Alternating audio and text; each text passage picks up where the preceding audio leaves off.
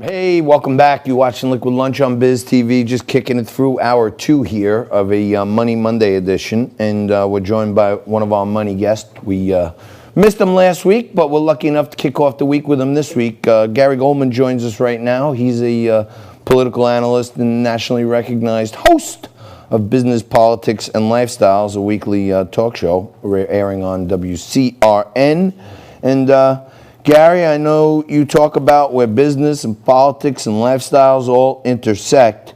It sure seems like, Joe Biden's brain cells are not intersecting the way they're supposed to, because the moment after he comes out and gives this half-hearted denouncement of BLM, then he turns right around and starts talking about gun control, when gun ownership licenses are up like crazy right now.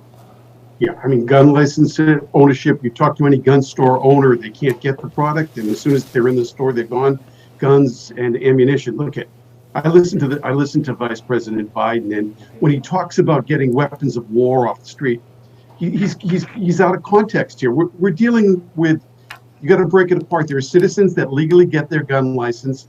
They used it accordingly. They're permitted, and they go to ranges and they practice.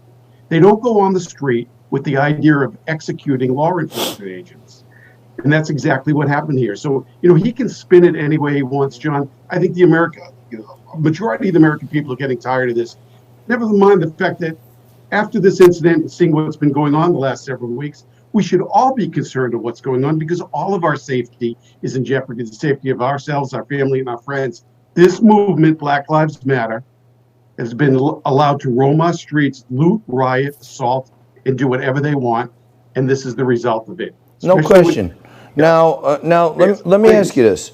You said, and it's well documented now. Applications for gun licenses are up. Gun ownership is up, right? Everyone is truly afraid for the safety and security of their family, right? Now, during the presidential debates, Beto O'Rourke, okay, not Spanish by any way, but goes by an alleged Spanish name, Beto, okay? He said 100% would ban guns. That was one of his platforms. And now Joe Biden's brought him on the team to be part of his gun regulation panel.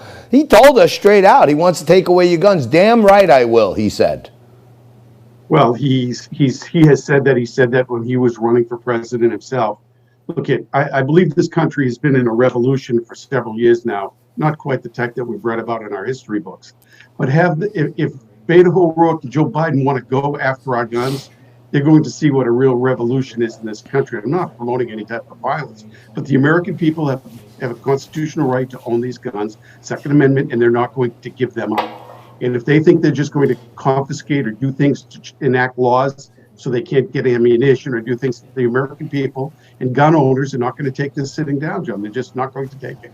I happen to agree with you immensely. I was absolutely outraged. There's nothing I could do about it. But, last year, this guy Phil Murphy over in New Jersey limited the amount of bullets a cop can carry in their gun when they're off duty.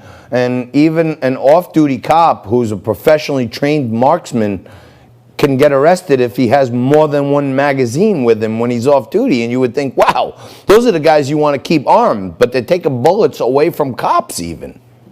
Yeah, look, there's politicians, there's a movement in this country, as we've seen the last several months, to go after law enforcement and tie their hands. And where most people want more law enforcement, they want protection, this false narrative is being spread that people don't want cops. They want to change the way policing is done.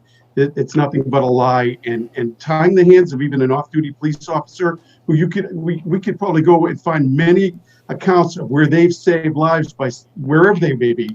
I know up here there was an officer in a restaurant that saved several lives by being in that restaurant and having a weapon on him. Now, if he needed more that was in his round and he didn't have those bullets there, we would have had a serious problem. But it's just another means to try and tie their hands. And I'm not sure what this utopia they think they're going to come to by doing this.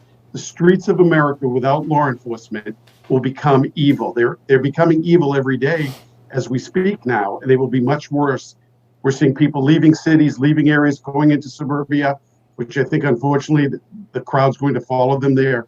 But it's not going to work. Tying their hands, taking the amount of ammunition away is not good. The American people aren't going to stand for it. I think we'll see that it's going to get like it's going to get like the Hunger Games out there. So let me ask you on another note, what's your football team? My football team is the New England Patriots. I really like the Patriots this year with Cam Newton. I think it's going to be an interesting season. He had some day yesterday, rushing the ball at least. They won the game. I would after yesterday's performance, I would take Cam Newton over Tom Brady because Tom Brady had a kind of shabby day for his first outing with the Bucs.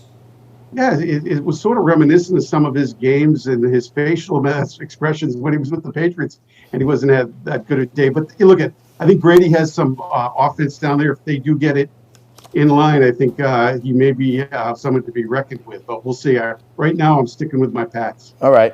Well, let me ask you this, because I know Robert Kraft. Despite his need to go to special salons when he's a billionaire, he seems to be quite the patriotic guy. And I'm really personally, I don't understand why brilliant guys like this don't realize that Black Lives Matter, the organization, is a front for Marxists. Why are they allowing these players to advocate for a Marxist organization? I don't understand it. Yeah, I mean, that is the million-dollar question. I don't think a lot of us understand it. There's a part of me that thinks it's almost like, hush money, or if I go along with your movement and I contribute to your movement, protection, you'll get, you won't come down on my organization. There's a part of me that really believes that, because after yesterday's incident, I didn't hear Roger Goodell come out and make any statement against this coward gunman who claimed to be a Black Lives Matter Inc.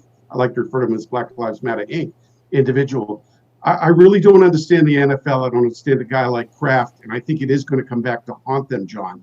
And I don't know. I honestly think they're hoping that this will go away by supporting it and providing money to organizations or groups that the players asked. I firmly believe when the BLM is done taking the money, they will turn on the NFL like they turn on a lot of different organizations. 100%. And, I have a long, strenuous and tenuous relationship with one Reverend Al Sharpton.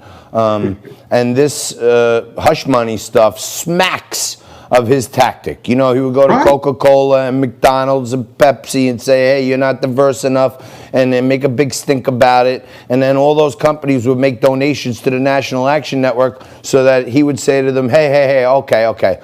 You're making a nice donation. You're going to adopt some of my policies. Now we won't shake you down anymore. And it seems like BLM is running from his playbook. I think they're running from the playbook, but I think the one difference is they don't have control over BLM, where after the money's out, and if BLM wants to turn on the NFL and do whatever tactics they plan on doing, whether it's at a game or who knows what they may want. Sharpton's voice is not going to be heard. They're going to do what they want. They've created this Frankenstein, and monster, and they don't know how to control it right now, the Democrats. And I think it's going to hurt them come November, but it's just very dangerous what is happening here. And like I said earlier, the mainstream media keeps fanning the flames with false narratives and stories on a regular basis. Yeah, and I don't know why. I mean, I'm saying it every day, but we're trying to get our message out there. I know you're trying to get your message out there on your radio show, Business, Politics, and Lifestyles on WCRN 830. But why can't these major, MLB, NBA, NFL, they don't realize that they're advocating for an organization that wants to remove the nuclear family? That's what America was built upon, and they're letting these guys run around with BLM slogans on them.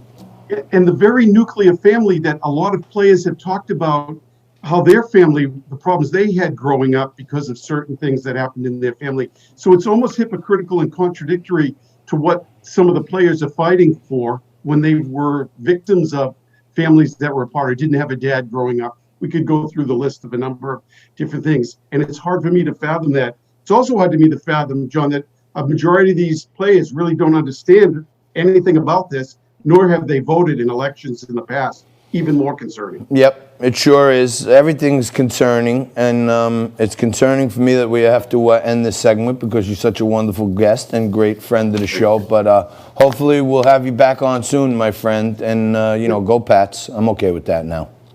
Thanks, John. Have a wonderful day and stay safe. That's Gary Goldman, the host of Business, Politics, and Lifestyles on WCRN up there in the New England, Mass area. We're going to take a quick break, do some news of the day after this, and then Fernando Uribe is going to join us a little later on in the hour. Stay right there. Be right back.